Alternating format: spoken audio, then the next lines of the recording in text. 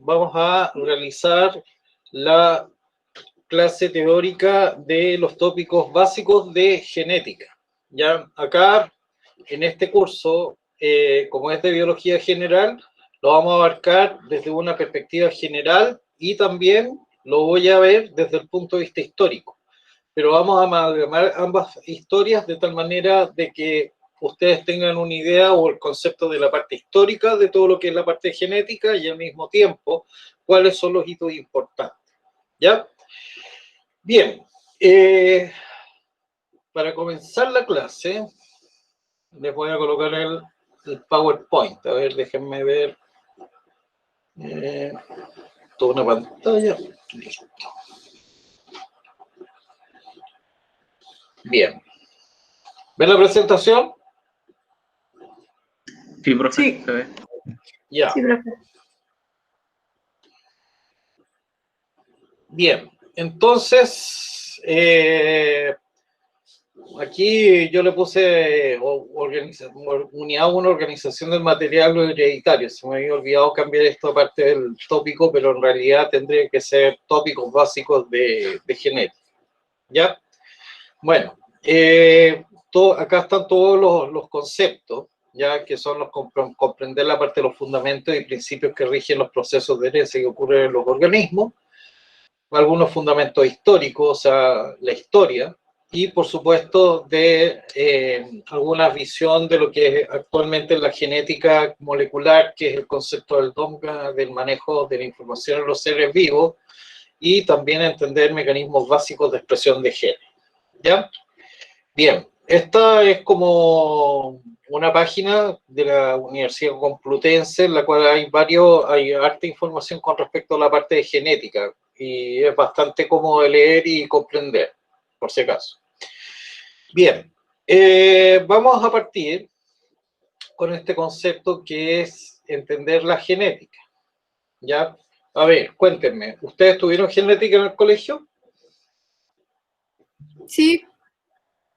Sí, profe. Sí, profe. La gran mayoría, mayoría. ¿no es cierto? Y principalmente, ¿qué conceptos abarcaron? ¿Abarcaron desde la genética mendeliana hasta la genética molecular? Sí, profe, más mendeliana y algo de molecular, por lo menos a mí. Ya, entonces esto va a ser papa para ustedes. Bien, lo primero, la genética, como se señala acá, es una disciplina. ¿A qué se refiere esto de que sea una disciplina? De que es una parte de estudio de la biología, ¿cierto? Ya, o sea, bueno, claro, es una rama, ¿no es cierto? Y que está altamente especializada en una temática, ¿no es cierto? Ya. Ahora, ¿qué es lo que trata de comprender? Todo lo que es principalmente los fenómenos de herencia, o sea, de transferencia de información en los organismos, o sea, en la materia viva, ¿ya? Y esto es importante porque de por sí nos permite explicar una serie de fenómenos que ocurren principalmente en los seres vivos, ¿ya? Bien, ahora la genética ya abarca varios procesos, abarca la comprensión de varios fenómenos, que son, por ejemplo, herencia y variación en los organismos, ¿ya? Y también todo lo que es la parte de las características genéticas, organización de la información genética y además uno puede extenderlo a la parte, por ejemplo, de genética de poblaciones, evolución y otros aspectos más. Ahora, las ramas que probablemente ustedes les enseñaron en el colegio son principalmente la genética clásica mendeliana y además la citogenética y por supuesto la genética molecular. ¿Ya?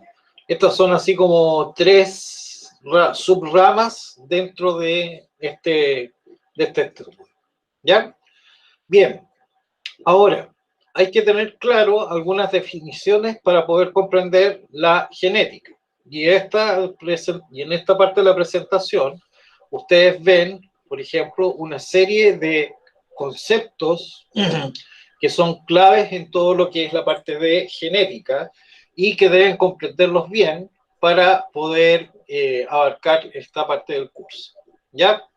Bien, vamos viendo. Por ejemplo, la palabra diploide ¿Ya? ¿La entienden ustedes? Voy a ir leyendo las definiciones. Presencia de dos pares de juegos de cromosomas en una célula. La diploidía, ¿en dónde la encontraríamos, por ejemplo?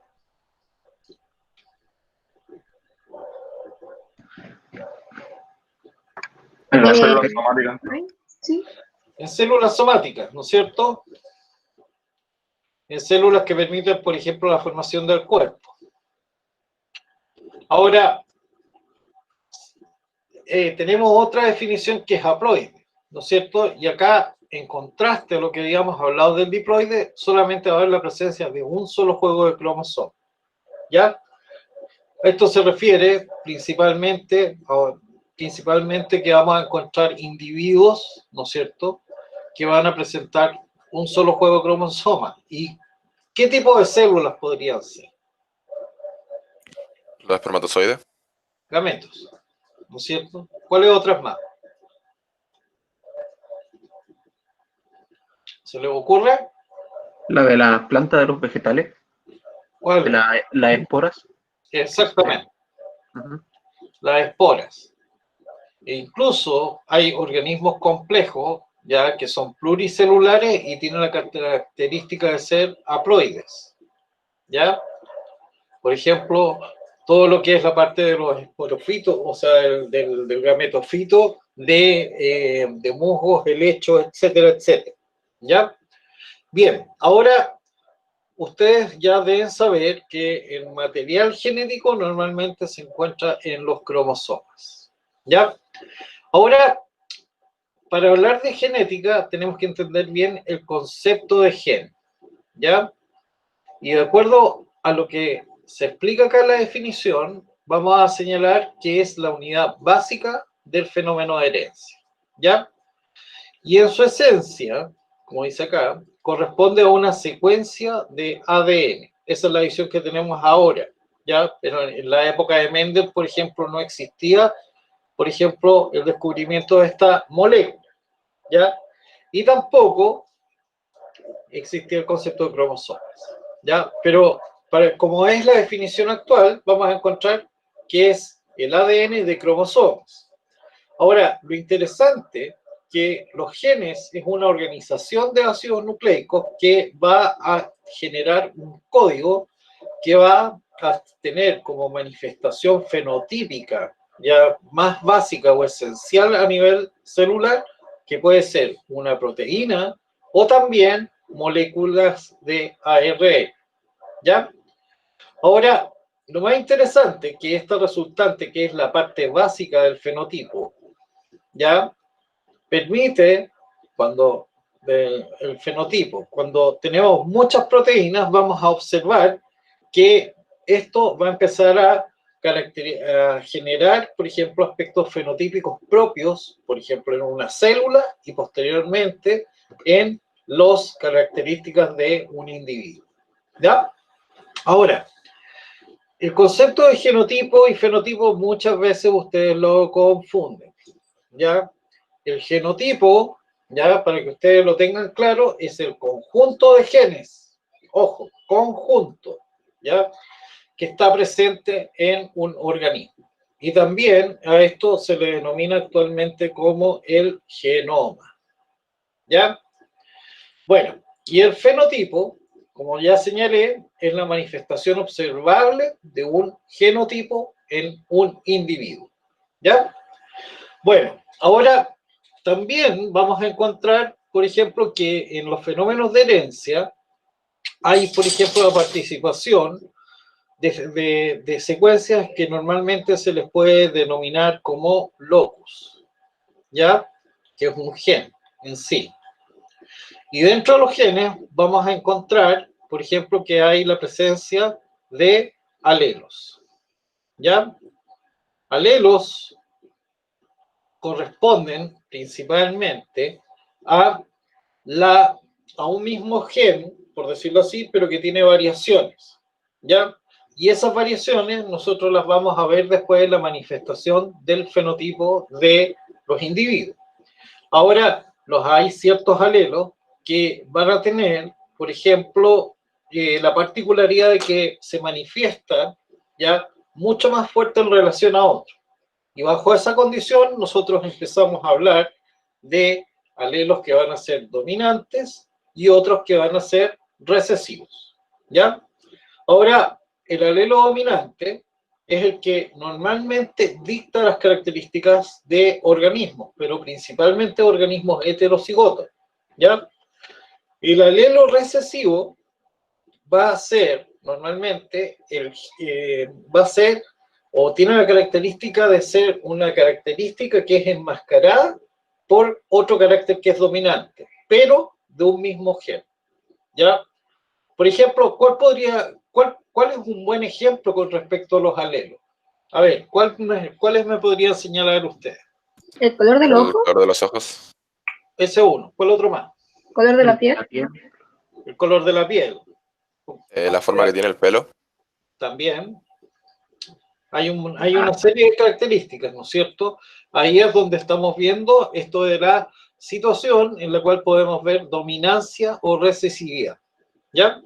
Ahora, teniendo claro, por ejemplo, todos estos conceptos, ya que yo sé que hay algunos chicos que no tuvieron una genética tan fuerte, en especial los que vienen de liceos industriales, yo creo que con esto pueden entender todo lo que es el resto de los puntos de esta clase, ¿ya? Bueno, yo se los coloqué en inglés acá, ¿ya? Pero vamos a ir hablando ya un poco respecto a la parte de la genética. Bien, ustedes me van a decir, bueno, ¿qué hace un perro, unos caballos, una pintura rupestre y por otro lado unos pajonales en esta diapositiva? Vamos a empezar a hablar un poco respecto a la parte de la historia de la genética, pero ¿se pueden imaginar más o menos cuál podría ser el concepto que hay detrás de todo esto? Sí, profe, del tema de los genes que cómo se van demostrando a través del tiempo con el cruzamiento entre los la animales, evolución ¿qué tal? también. La evolución, o sea, cómo se van, por ejemplo, entre los padres se genera un tipo el conjunto de genes y eso da el fenotipo que, por ejemplo, el caballo que tiene cierto color. Ya, Eso es lo que me da a entender. ya. Y si yo les digo que esto, por ejemplo, también puede estar un poco asociado a lo que es la historia del hombre, ¿cómo lo podríamos ver? Ya, se lo voy a contar. Bueno, lo primero que ustedes ven acá, ¿no es cierto?, son pinturas rupestres y acá estamos viendo que normalmente se está mostrando un evento de cacería, ¿no es cierto? Ahora, esta era una situación que era típico de las civilizaciones, ¿no es cierto?, nómades, que estamos hablando más o menos en la época de la prehistoria. Ahora, si ustedes ven, aquí vemos unos animalitos que probablemente ustedes deben conocer. Este, por ejemplo, es un perro salvaje, ¿ya? También acá tenemos, por ejemplo, una manada de caballos salvajes y también vamos a ver algunos pastos, ¿ya? Ahora, ¿qué es lo que pasa? Que hay un momento en que ocurrió un evento de transición en que las civilizaciones que eran nómades empezaron a ser sedentarias. Ahora, ¿cuál es la base o por qué se genera ya el sedentarismo en las poblaciones humanas? Bueno, una, porque empezó a ocurrir una serie de descubrimientos, o sea, el hombre hizo algunos descubrimientos básicos que permitieron, por ejemplo, la construcción o generación de las civilizaciones actuales, ¿ya? Y una de las más interesantes relatada con todo lo que es el aspecto de alimentación, ¿no es cierto? Y en la alimentación, para que ustedes tengan clarito, como se muestra acá, ocurre algo bastante interesante, porque acá es donde vamos a ver un fenómeno que es la domesticación de especies silvestres, ¿ya? Y entre ellas encontramos, por ejemplo, animales como el perro, ¿ya? Que permitieron, ¿qué cosa? La formación de distintas razas, ¿ya?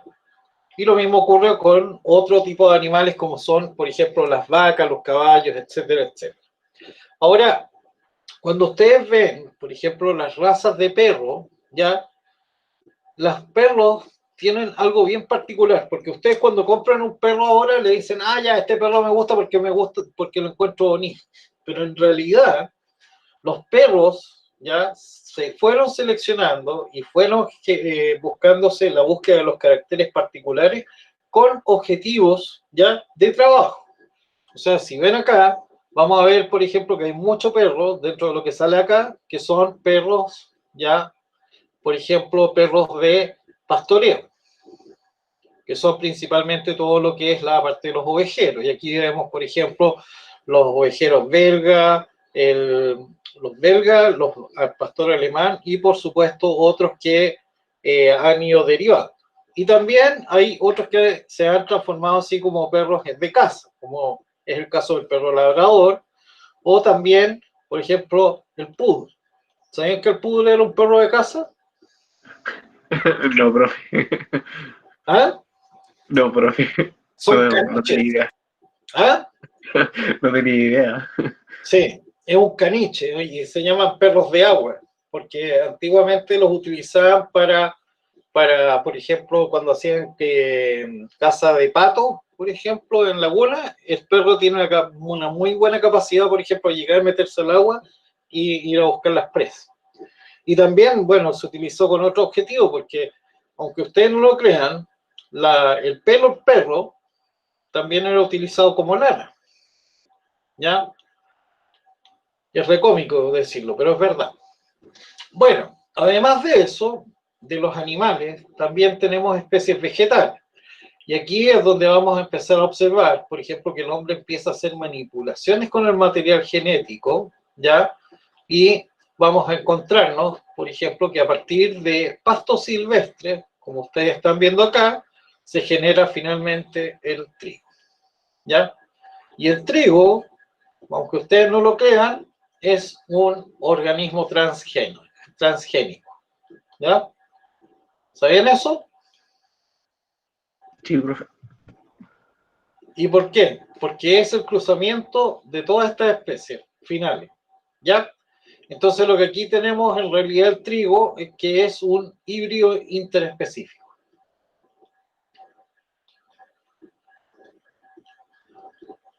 ¿Sabían eso? Sí, Bueno, profe. además de ver esto de todo lo que es la parte de la producción del trigo y también, por ejemplo, de la domesticación de especies vegetales y animales, también vamos a encontrar que empiezan a ocurrir ciertos descubrimientos que son bastante interesantes, que es el proceso de la fermentación.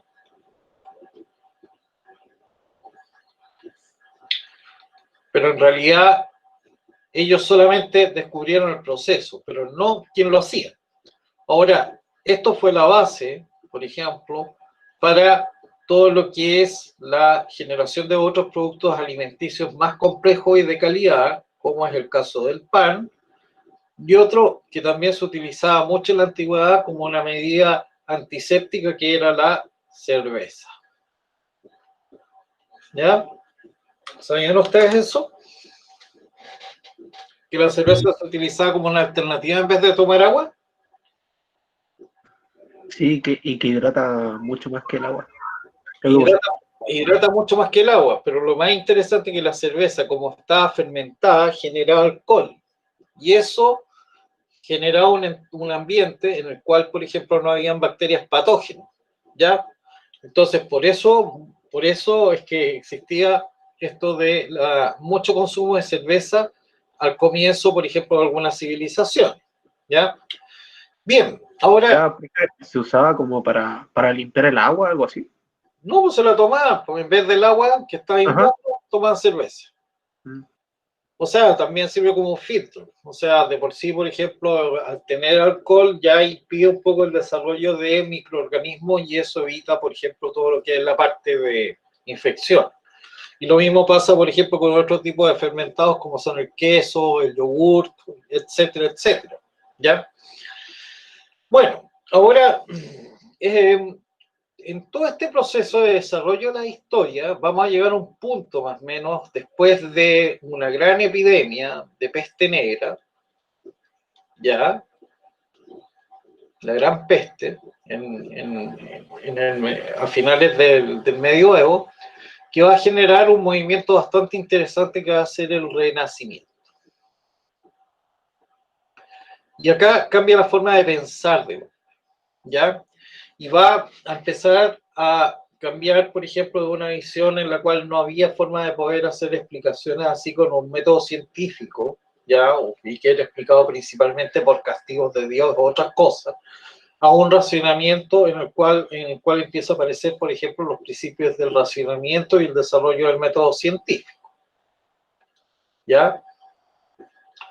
Y esto es clave, ¿ya? Porque es la base para lo que es el desarrollo de las ciencias biológicas. Y por supuesto, vamos a observar acá que después del Renacimiento va a haber un momento que aparece la época del Barroco y la Ilustración.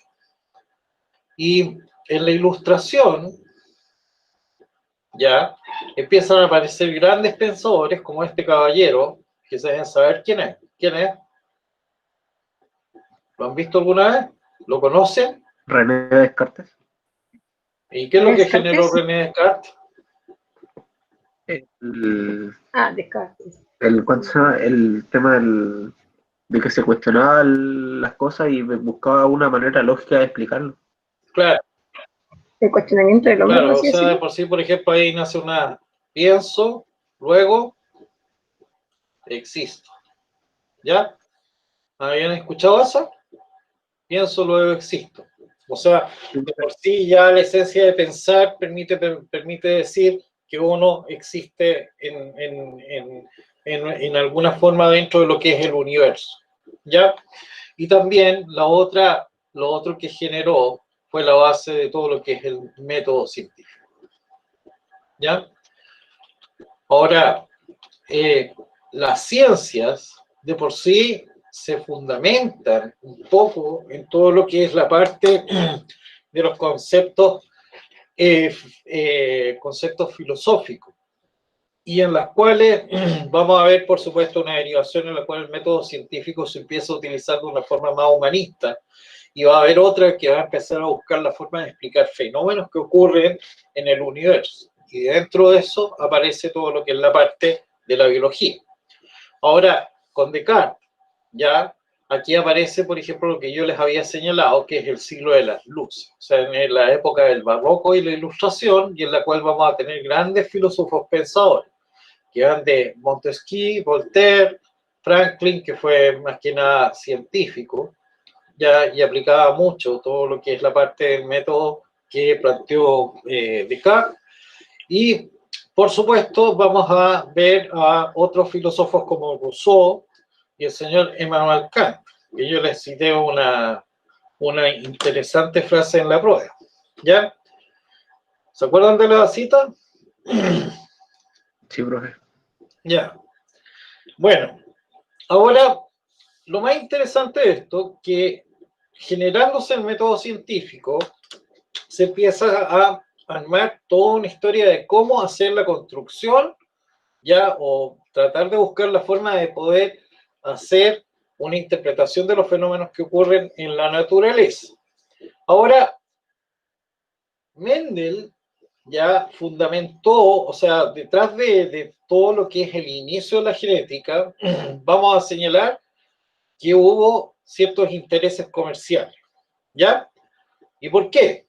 Porque en esa época de la Ilustración también estaba llegando mucho material, por ejemplo, de América y también de Asia, que permitieron, por ejemplo, la obtención de nuevos cultivos, y por supuesto también eso iba generando, por ejemplo, la generación de variedades. ¿Como cuáles, por ejemplo? ¿Qué se imaginan ustedes? El tomate, la papa. ¿Saben ustedes que el tomate y la papa vienen que partieron de América hacia Europa? Sí. Sí. El tabaco, ¿ya? Y así empezaron a aparecer una serie de plantas. Ahora, el trasfondo de esto, que cuando uno empieza, por ejemplo, a manejar estas plantas, también se empieza a presentar un interés de poder mejorar, ¿ya? Y las primeras mejoras genéticas, por supuesto, estaban asociadas con este concepto de aplicarlas. ¿Ya? Y uno de los caballeros que empieza a hacer ciertas explicaciones respecto a los fenómenos de herencia y de mejoramiento genético, porque ahí no se hablaba, por ejemplo, de genes, ni de herencia, nada, sino que ellos sencillamente hacían los cruzamientos en forma azarosa con el objetivo de poder obtener alguna planta que fuera extremadamente de buen rendimiento y negociable. Y ese es el caso, por ejemplo, de este caballero, ya, este pelucón que ven acá, que es Joseph Gottlieb Colruyt, ¿ya? Y él empezó con todo lo que es el cruzamiento de especies de tabaco, ¿ya? Y obtuvo, por ejemplo, descendientes fértiles, ¿ya? De por sí, las metodologías, por ejemplo, de cruzamiento de especies vegetales que va a utilizar después Mendel, son en base al trabajo de este caballero, ¿ya? Bien, además, por ejemplo, de ver esto de las plantas de tabaco, ya se empezaron a utilizar o a hacer el mejoramiento, por ejemplo, dentro de distintas especies, y dentro de eso vamos a encontrar a una leguminosa, que son las arvejas, ¿ya? O el Pisum sativum, como se describe. Bien, bueno, ¿por qué Mendel? Y aquí vamos a empezar a hablar del trabajo que hace Mendel. Bueno, Mendel es bien particular la historia, porque él primero fue a hacer un doctorado en matemáticas en Austria, y no le fue tan bien. Y como no le fue bien, lo enclaustraron en un monasterio a hacer vida sacerdotal tranquila y todo eso. Pero este caballero era inquieto, y por un lado tomó todo lo que es el conocimiento de los cruzamientos que habían realizado todos estos caballeros antes, y además empezó a aplicar un poco la parte de las matemáticas, ¿ya? Entonces, lo interesante que ya habían híbridos, por ejemplo, de arvejas, ¿ya? Y con esto, Mendel empezó a hacer una serie de trabajos que estuvieron enfocados a tratar de entender primero el concepto de cómo ocurría el fenómeno de la herencia, ¿ya? Y acá es donde vamos a ver, por ejemplo, que Mendel analizó o tomó, por ejemplo, un total de 32 variedades de esta especie. Ahora, de estas 32, seleccionó, por ejemplo, caracteres o arvejas que presentaban cultivares o grupos que tenían caracteres que diferían muchísimo. O sea, por ejemplo, había plantas con flores blancas, otras con flores violetas. Entonces, esas las empezó a seleccionar, ¿ya? Y otro aspecto que favoreció mucho su estudio es respecto a cómo se cultiva. Ya, de por sí, por ejemplo, es mucho más fácil hacer un estudio, ya, de este tipo en modelos de plantas que tienen ciclos de vida cortos, o sea, de un año a otro, por ejemplo, podemos tener descendencia, en comparación, por ejemplo, a realizarlo con otro tipo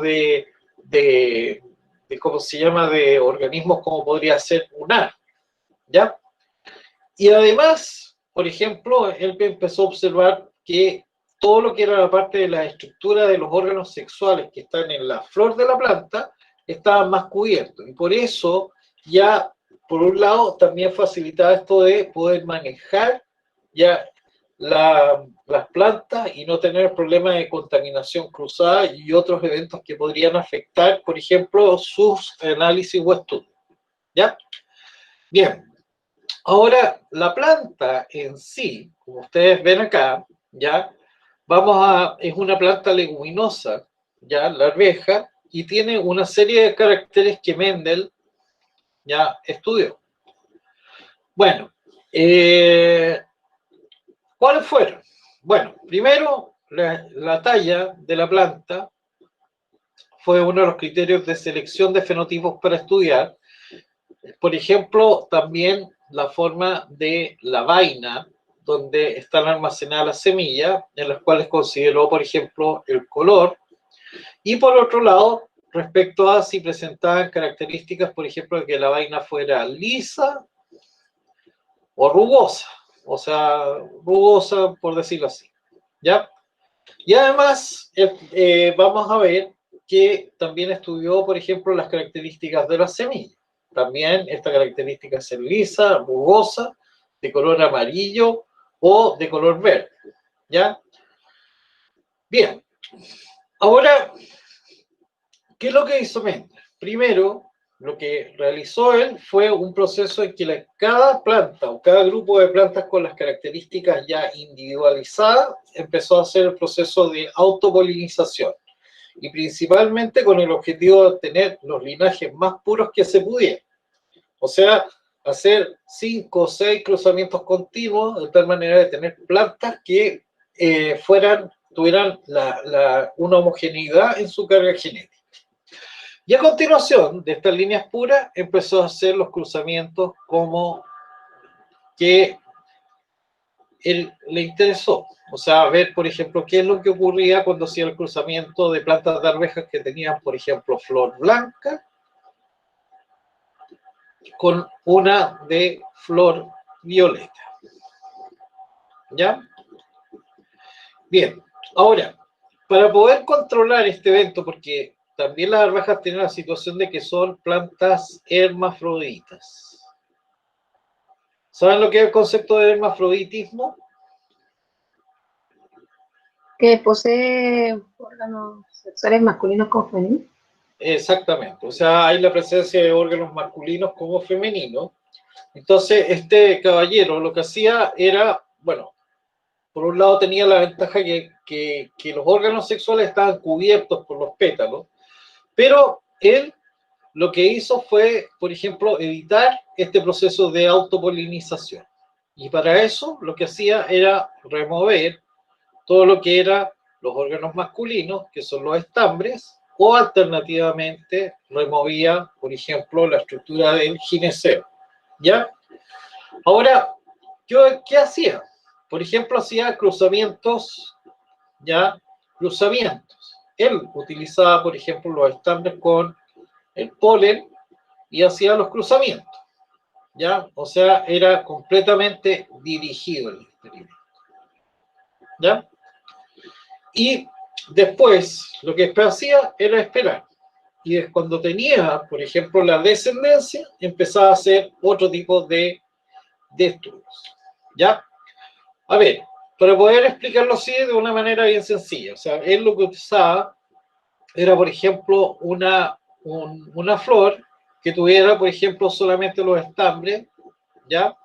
Y esta flor lo que hacía era el cruzamiento, por ejemplo, con una planta que tuviera flores moradas, en las cuales eliminaba las anteras, ¿ya?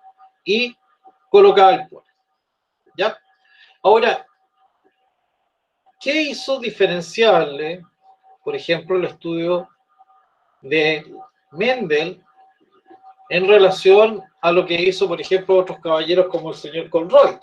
Pues bien, la frustración de no haber obtenido su doctorado en matemáticas lo hizo de una u otra forma aplicar ese conocimiento. Y él empieza a utilizar, por ejemplo, la metodología estadística, científica, para entender el fenómeno de la herencia. Y ahí empieza a jugar un poco con todo lo que es las probabilidades y también puede empezar a establecer, por ejemplo, razones de cómo estaría ocurriendo la aparición de caracteres o en la descendencia. ¿Ya? Bien, ahora, en base a los resultados que obtuvo Mendel, ya se generaron algunas leyes o fundamentos. Pero ojo, en ese instante, cuando Mendel hizo los estudios, no estaba el concepto de gen, sino que él trataba de explicar sencillamente fenómenos de herencia, ¿ya? Y él empezó a hacer la descripción de algunos conceptos que son básicos o esenciales para poder entender la genética en sí. Por ejemplo, hay 3 leyes o 3 principios que son bastante fundamentales con respecto a lo que habla, con respecto a todo lo que es la parte genética, ¿ya? Y una de esas es la que se describe en esta diapositiva. Ahora cuéntenme, ¿qué es lo que comprendieron, por ejemplo, ustedes en el colegio con respecto a el concepto o ley de la uniformidad. Cuando se hace un cruzamiento entre un individuo que tiene, por ejemplo, un alelo que es dominante en relación a otro que es recesivo.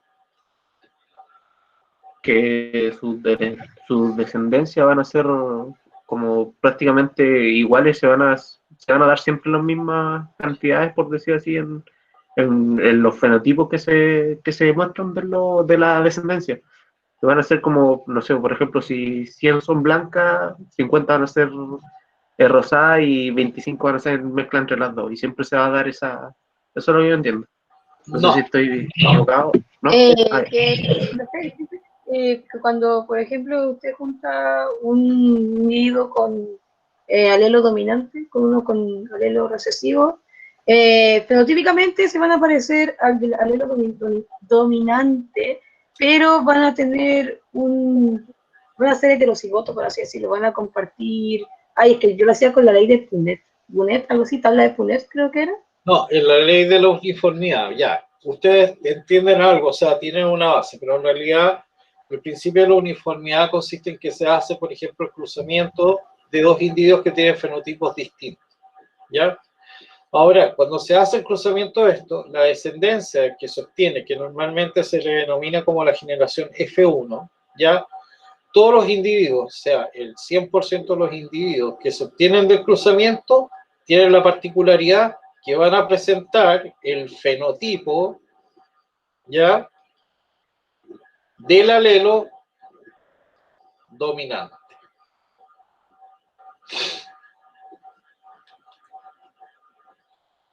En este caso, podríamos hablarlo, porque Mendel no lo hablaba de alelo, sino que de carácter. ¿Ya? ¿Cuál sería el carácter dominante en este caso? Púrpura. ¿Ya? Cuando hacemos el cruzamiento, por ejemplo, con blanco, nos vamos a encontrar que la descendencia que se obtiene es púrpura. ¿Ya? Entonces, acá dice, establece que si se cruzan dos razas puras para un determinado carácter, los descendientes de la primera generación serán todos iguales entre sí, fenotípicamente, y acá incluyeron después los genetistas post-Mendel, ya, y genotípicamente iguales o iguales al progenitor de genotipo dominante. ¿Ya? ¿Profe? Sí. En este caso, el homocigoto recesivo, que quedó como en el 25%, ese como que solamente se oculta, no se pierde, ¿cierto? 25% no. O sea, de acuerdo, ¿no queda en 25%? No. Profe, esto es lo del, por ejemplo, el púrpura es A mayúscula y el blanco es A minúscula. Entonces, como sí, que todos, A mayúscula por A minúscula, todos quedan con una dominante. Es que queda en porcentaje, ¿o no? Sí, pues, pero déjeme contar la historia. ¿Ya? Ah, ya. No es un porcentaje. ¿Ya? O sea, de por sí, por ejemplo, Mendel no estaba jugando con esa situación, sino que siempre se encontraba con ese evento. Ahora, cuando hacía los cruzamientos, por ejemplo, de masculino con femenino o viceversa, femenino con masculino, siempre se encontraba con lo mismo. ¿Ya? Ahora, ahí hay que tener algo bastante, hay que tener en consideración algo, ¿eh? Que este criterio de ley de uniformidad, por ejemplo, no se cumpliría en el caso de que fueran alelos o caracteres que estuvieran asociados a cromosomas sexuales. ¿Ya? ¿Me entienden? Esto, por ejemplo, Mendel tuvo así, por decirlo en forma general, como que tuvo la suerte de que todos los caracteres estaban en cromosomas autosómicos más que en cromosomas sexuales. ¿Ya? Bien. Ahora, ustedes me decían, ¿qué es lo que pasa? Bueno, ya me dijeron, oiga, esto es el cuadro de Punnett, ¿no es cierto? Y el cuadro de Punnett lo que trata de explicar un poco, ya, es la probabilidad de cómo pueden ocurrir las distribuciones de los caracteres cuando hay un cruzamiento entre individuos, ¿ya? Ahora, acá es donde nace el otro concepto que es la ley de segregación, ¿no es cierto? Y en la segregación dice que puede ser equitativa, ¿ya? O sea, eso significa que los individuos que son diploides, como en el caso de las arvejas, vamos a tener que se van a generar dos alelos. Y tenemos la probabilidad de un 50% que se genere una u otra situación. ¿Ya? Bien, ahora, el concepto de que les había hablado anteriormente, estaríamos hablando acá. En la generación, por ejemplo, en la primera generación, que es F1, y va a tener algo bien particular, porque estos individuos van a ser heterocigotos. ¿Ya? En relación a estos que van a ser homocigotos. ¿Cuál es la diferencia entre homocigoto y heterocigoto? Bien, para explicárselo. Tenemos, por ejemplo, un locus, ya, que va a definir el color de los pétalos de la flor. Y vamos a tener dos alelos. El P mayúscula, que estaría siendo el alelo dominante, y que permite la coloración purpúrea ya de las flores. Y también vamos a tener otra situación en la cual vamos a tener el P minúscula. Igual yo prefiero utilizar la letra A porque A mayúscula, P minúscula es más complicado. Pero lo vamos a dejar en este caso como A mayúscula y A minúscula. Ahora, los individuos homocigotos, por ejemplo, para el dominante, va a tener la particularidad de que va a presentar dos alelos, ya, para el mismo locus, pero que van a ser dominantes. Mientras que en el caso del homocigoto recesivo, va a existir la presencia de dos alelos que van a ser recesivos. ¿Ya? ¿Me entendieron? ¿Les queda claro? ¿Aló? Sí, profe. Sí, profe. Ya. Bien. Ahora, hay un evento que ustedes ya lo deben conocer, que es la meiosis. ¿No es cierto? Y esto permite la generación de ¿qué cosa? Gametos. ¿Y cuál es la particularidad del gameto? Por ejemplo, el color de la flor se produce en una célula somática. Y las células somáticas, de acuerdo a lo que nosotros definimos, eran diploides. ¿Ya? Ahora, la meiosis va a generar gametos. Y aquí vamos a tener que se pueden producir, por ejemplo, en el caso de las plantas polen. O alternativamente lo vamos a tener en un huevo en el gineceo de la flor. Ahora, ¿qué vamos a observar? Que estos alelos se van a distribuir en las células gaméticas, pero va a ser, por ejemplo, una forma de distribución de un 0,5 y un 0,5 dentro de la población, que va a ser 1. ¿Ya? Y acá es donde empezamos a ver, por ejemplo, y empezar a jugar con este juego de cruzamiento. Ahora, también tenemos la misma situación, por ejemplo, acá, que es el cruzamiento, ya que es el caso del heterocigoto. Como tenemos que ambos alelos son dominantes, y hacemos los cruzamientos, vamos a tener que cuando se combina este alelo, el dominante con el recesivo, vamos a tener un individuo que va a tener la característica ya de flores violetas, pero va a tener la particularidad de que son heterocigotos. ¿Ya? Ahora, las formas de combinación, por ejemplo, de todos estos alelos, siempre nos va a estar dando esta combinatoria, heterocigoto, el alelo dominante con el alelo recesivo. Y por lo cual, vamos a tener que cuando nosotros hacemos todo el producto de esto, que es 0,25, o sea, 0,5 por 0,5, que es 0,25. Después acá, 0,25, 0,25 y 0,25. Y hacen, por ejemplo, la sumatoria de todo esto, va a dar igual a 1, que es el equivalente al 100% de los individuos. ¿Ya? ¿Les queda claro? ¿Lo entendieron? Sí, profe. Sí. Sí. Ya, pero ¿entendieron ahora la lógica del diagrama de Punnett? ¿O no? Ya. Sí. Lo que pasa es que, por ejemplo, ustedes tienen por probabilidad que va a haber un 50% de distribución de el alelo en gametos. ¿Ya? Y uno, por ejemplo, cuando hace el cruzamiento, hace la multiplicación de este valor con este otro valor. ¿Ya? Por esto. Y el valor que vamos a ver acá, que es este 0,25, es el cruzamiento de este valor con este. ¿Ya? Ahora, si hacen la sumatoria de estos 4 0,25, les da 1, que es equivalente a 100. ¿Ya? Así es como se hace la interpretación de los diagramas de Punnett. ¿Ya? ¿Le quedó claro? Ya. Sí, sí. Bien. Ahora, ustedes me dijeron que aparece un 25%. El famoso misterioso 25%. Bueno, ¿qué ocurre? Que en ese fue el segundo experimento que hizo Mendel, en el cual hizo un cruzamiento de dos individuos heterocigotos. ¿Ya? ¿A qué se refiere esto? Estos individuos de la generación F1, que yo estoy marcando acá, los utilizó para hacer un cruzamiento. Y acá vamos a tener algo bastante interesante, porque todos los heterocigotos van a ser A mayúscula, A minúscula.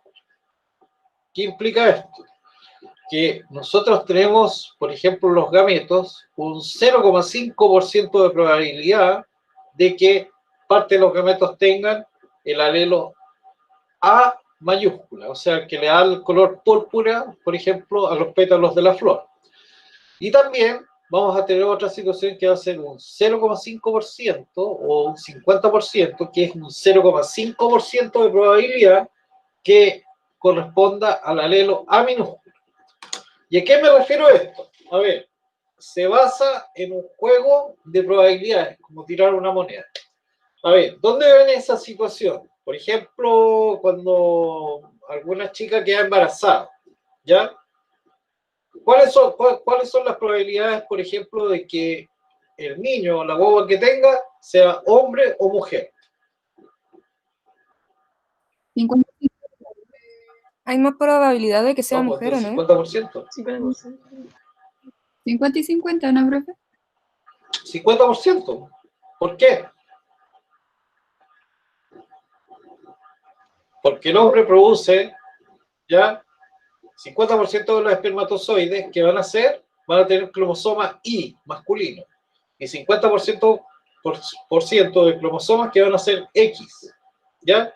Y cuando ustedes hacen ese cruzamiento, por ejemplo, cuando ocurre el cruzamiento de un espermatozoide con un huevo, tenemos una incidencia o una probabilidad de que sea un 50% individuo masculino o femenino. ¿Y quién está dando esa carga? El individuo, el gameto masculino. ¿Ya? Entonces, acá también estamos hablando más o menos de esa situación. ¿Ya?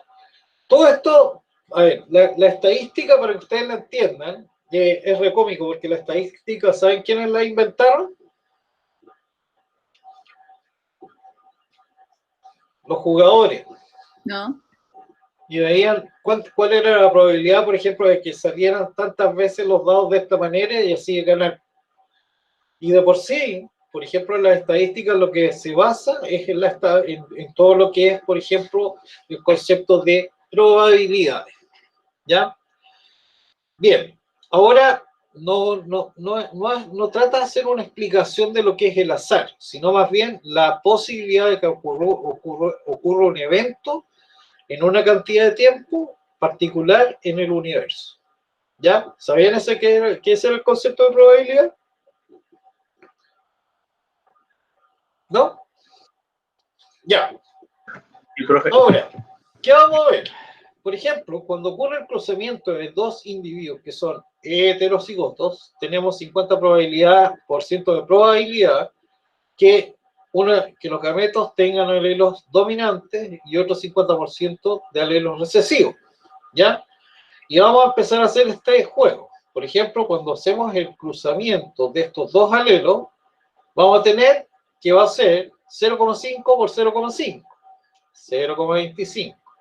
¿Ya? Ahora, después, por ejemplo, hacemos de nuevo este cruzamiento acá y también vamos a tener 0,25. Y acá 0,25. Y de repente tenemos uno que es el 0,25, que sería el 25%, ¿ya? Que estaría correspondiendo a individuos recesivos. ¿Ya? Ahora, Mendel por ejemplo, no hizo, por ejemplo, esta disgregación de llegar a la base, o sea, en estos primeros experimentos no llegó a decir directamente, no, esto es una proporción de 1 a 2 a 1, sino más bien, él encontraba la proporción de 3 a 1. Y él decía, bueno, ¿por qué está apareciendo ahora 3 veces el carácter dominante y una vez el recesivo? Cuando él esperaba que fuera, por ejemplo, el equivalente a lo que observamos en la primera generación. Y ahí es donde vamos a ver, por ejemplo, este concepto de que hay una base que es la segregación. ¿Ya? ¿Les queda claro? Profe, yo tengo una duda Sí. con respecto al... Lo que pasa es que cada generación uno puede expresar el fenotipo y el genotipo. En este caso, el fenotipo queda con un 3 a 1 y el genotipo 1 es a 2 es a 1. Sí, pero Mendel no sabía en ese instante el fenotipo, o sea, el genotipo. Él lo saca con otro concepto, que lo vamos a explicar a continuación. Y entonces ese 3 es a 1, lo dejamos solamente como... ¿cómo lo dejamos entonces? ¿Cómo? ¿Genotipo o fenotipo? Como fenotipo, ¿no? Esto es el fenotipo, 3 a 1 es el fenotipo. ¿Ya? Ya, profe.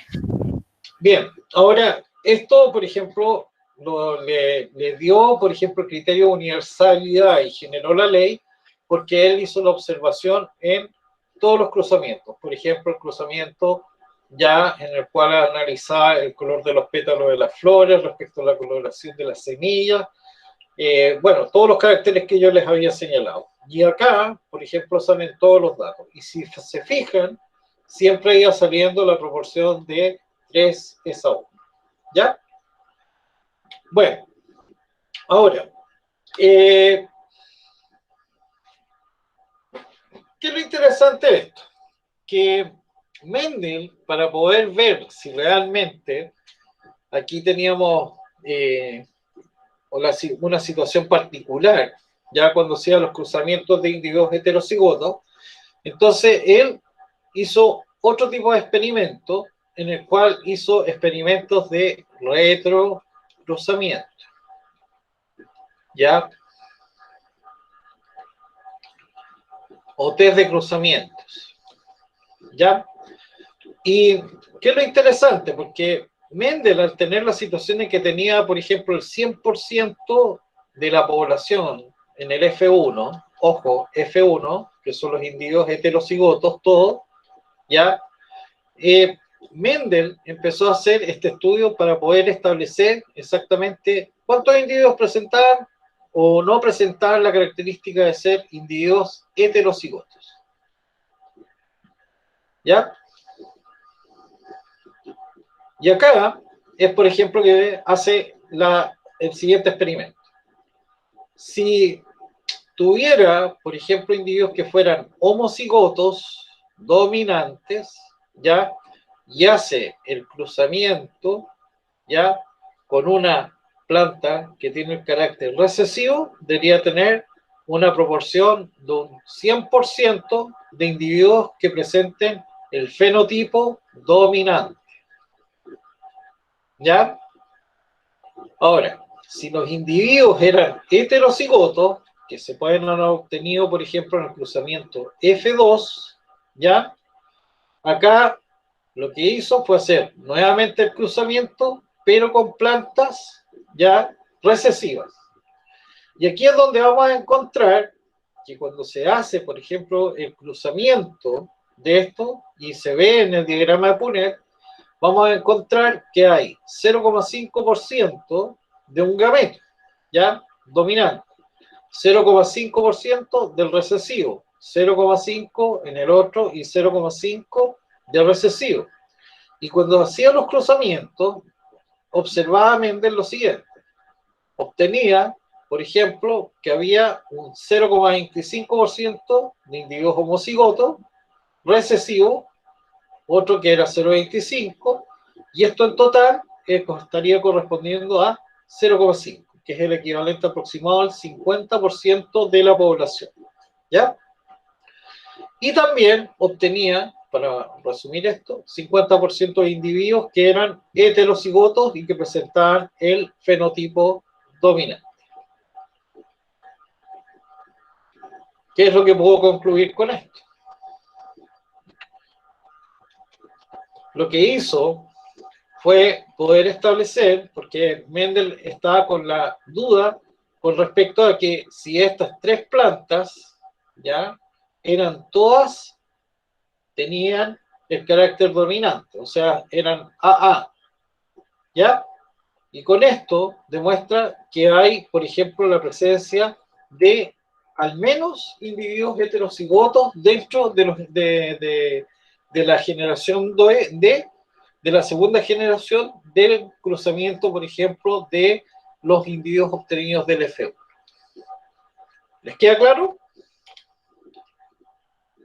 Entonces ahí empieza a aparecer esta proporción en la cual vamos a tener que la proporción de caracteres o de la forma de herencia es de 1 es a 2 es a 1.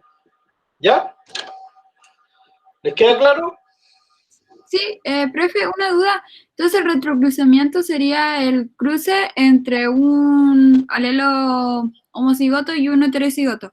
No, no un alelo, sino que es, ojo, lo estamos siempre viendo por el carácter observable en el individuo. ¿Ya? Ah, ya. Mendel veía esto, el color, pero no sabía si era homocigoto dominante o heterocigoto. ¿Ya? Puede ir por esta vía, por probabilidad, o por esta otra vía. ¿Ya? Entonces, la mejor manera de poder demostrar cuántos individuos homocigotos y cuántos individuos heterocigotos tenían su población fue sencillamente hacer una prueba de cruzamiento que se denomina normalmente como retrocruzamiento, que es con un homocigoto recesivo. Entonces, cuando hay la presencia de un heterocigoto, ocurre en la descendencia la manifestación del fenotipo recesivo.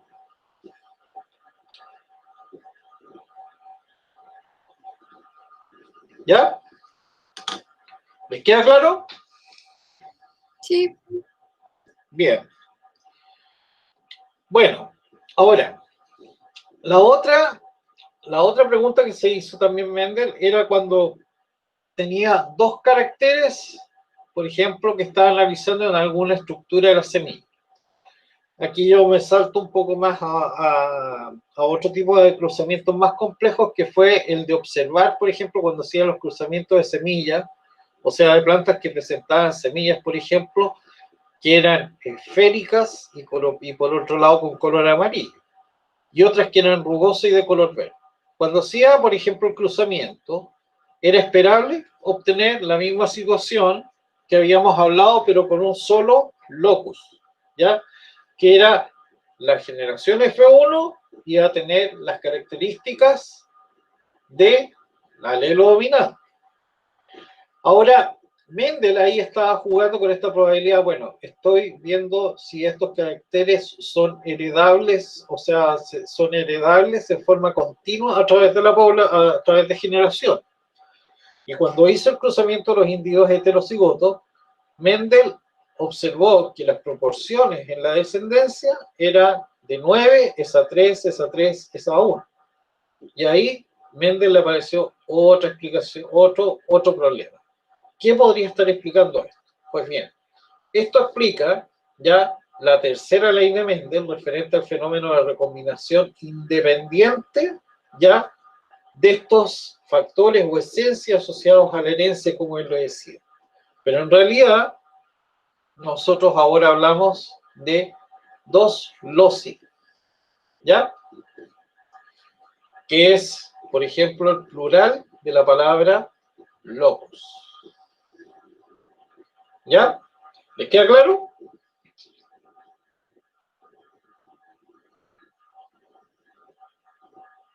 Presenta con tuto.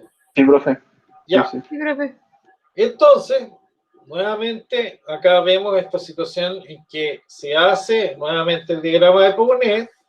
Tenemos, por ejemplo, esta esquematización en la cual tenemos la proporción observada de los fenotipos y después la otra que es la proporción observable, por ejemplo, de los genotipos. Y ahí sale una proporción que ustedes ya la deben saber. ¿Cuál es? 1 es a 2, es a 1, es a 2, es a 4, es a 2, es a 1, es a 2, es a 1. ¿Lo sabían? Esta sería, por ejemplo, la representación del genotipo. ¿Ya? Bien. Bueno, ahora, ¿por qué? Y Mendel tuvo un poco de suerte con respecto a esto para la explicación de la tercera ley del fenómeno de herencia. Y esto se explica principalmente porque Mendel trabajó con caracteres que estaban en distintos cromosomas. O sea, por ejemplo, la situación de la forma de la semilla está en el cromosoma 7. ¿Ya?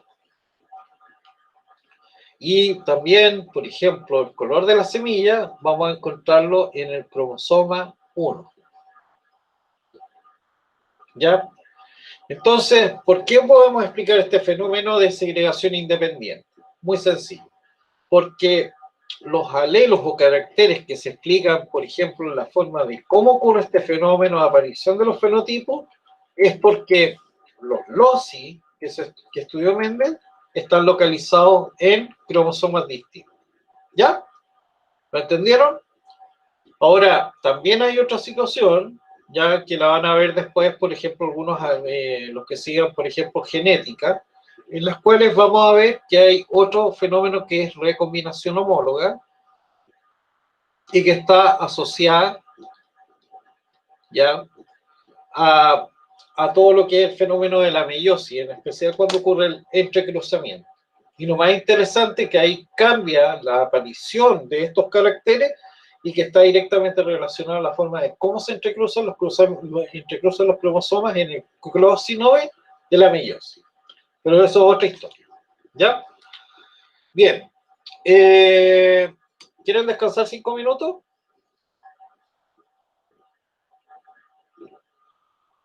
Bueno, profe. Bueno, Ya. sí. Está muy cansado. No, estoy tomando Mejor apuntes que yo. Ya. Vamos a mantener esto y les voy a hacer la gran consulta. ¿Tienen alguna duda con respecto a lo que he hablado hasta el momento? ¿O les queda un poco más claro los conceptos que les enseñaron en el colegio? Yo no sabía muy bien el tema de la estadística, esa explicación como que hizo con el 0,5, con el 0,5, no tenía idea hasta ahora. ¿No?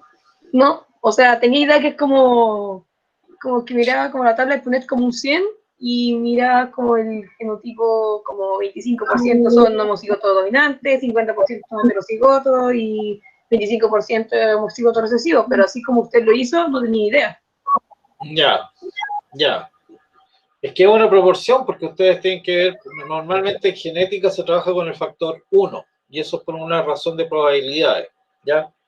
Entonces ahí, con eso uno puede ver más o menos cómo puede ser la distribución, ¿ya? Pero es más o menos el equivalente al 100%, el 25% y todo eso. Pero nosotros, o sea, los genetistas en general, y me incluyo, uno trabaja más que nada con esas proporciones que son en rango de unidad, ¿ya? Y decimal. ¿Alguna otra consulta? ¿Les queda claro todo? Ahora, yo creo que, ¿quiénes son, por ejemplo, estudiantes de liceos técnicos? Ya, Yo, ¿quién más? profe. Yo, profe. Ya. ¿Quién más? ¿Cómo, profe? Los chicos ¿Qué que son de pregunta? liceos técnicos. ¿A ustedes, por ejemplo, les quedó claro esto? Porque yo sé que vienen de repente bien débiles en este tema. Cuéntenme.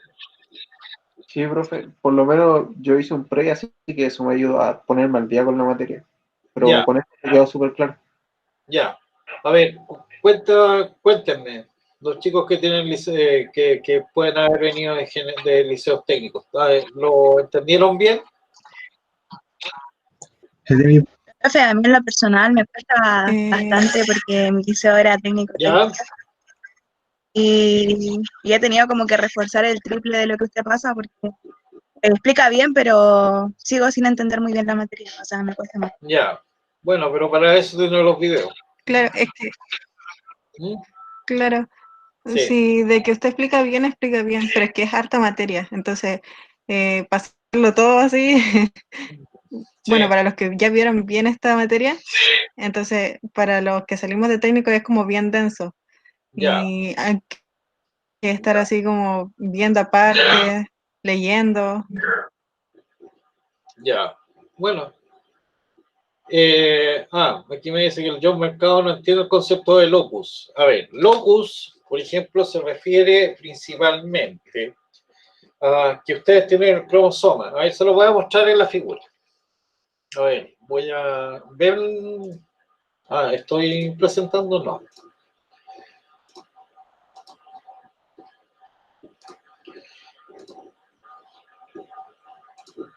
¿Le ha gustado la clase o la han encontrado muy fome? Está No, yo buena, no profe. conté con la historia que conté. Yo lo encuentro buena. Ya, a ver, un locus, ya, por decirlo así, se refiere a lo que es un gen, ¿ya?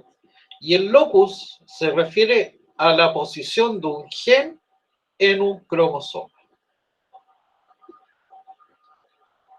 ¿Ya? Cuando tenemos varios, o sea, cuando estamos estudiando, por ejemplo, varios genes, ¿ya? Vamos a hablar de loci. Por ejemplo, Mendel, cuando hizo la aplicación, por ejemplo, la explicación de la ley de recombinación independiente de factores, lo que hace es explicar, y se lo estoy haciendo así, cómo segregan dos locis distintos, que están localizados en dos cromosomas distintos. Uno, que es el locus de la forma de las semillas, y otro, que es el locus asociado al gen del color de las semillas.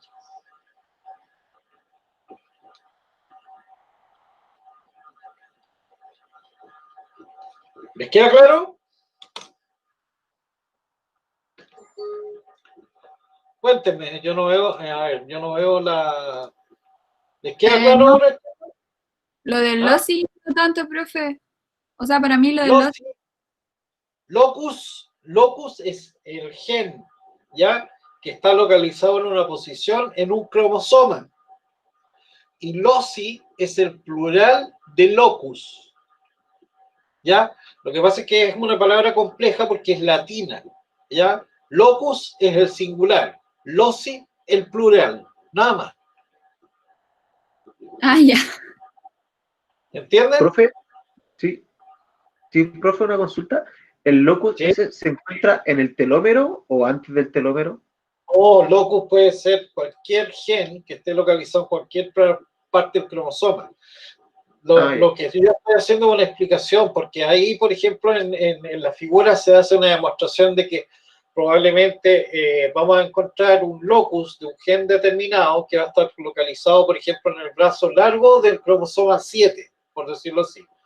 Y después vamos a tener, por ejemplo, otro locus que está relacionado con tal cosa que va a estar localizado en el cromosoma 1 en el brazo P, ¿ya? Y si nos vamos más al chancho, empezamos a hablar de bandas, de tensiones de Virgen y todas esas cosas, pero eso es otra historia y métansela en genética, ¿ya? Ahí lo hablamos, ¿ya? Gracias. Bien. Yo creo que vamos a extender un poquito en esta clase, ¿no les importa? ¿Ah? Para que la hagamos entretenida, ¿ya? Mejor. ¿Sí? Profe, cuando trabajan con las arvejas y retiran los estambres, ¿lo hacen en un solo individuo? En un solo individuo. Y también y eso lo hacen con qué objetivo, para que no ocurra autopolinización. Porque al ser hermafrodita puede ocurrir este evento de que sea, por ejemplo, sea autopolinice. Entonces, ¿qué es lo que vamos a observar? Que dentro de la planta solamente van a haber, la descendencia va a ser, por ejemplo, genes o caracteres de la misma planta. ¿Ya? Eso se utiliza mucho, por ejemplo, aunque ustedes no lo crean, en todo lo que es la parte de mejoramiento genético de especies vegetales, el breeding, que le dicen en inglés, y que es un negocio bastante rentable. ¿Ya? Bien, vamos a cortarlas por acá y después vamos a seguir con la otra parte de la clase. ¿Ya? ¿Cuánto quieren descansar? ¿10 minutos? ¿Ya? Sí. Sí, profe. Ya, listo. Entonces vayan a descansar y ahí volvemos. Ya, profe.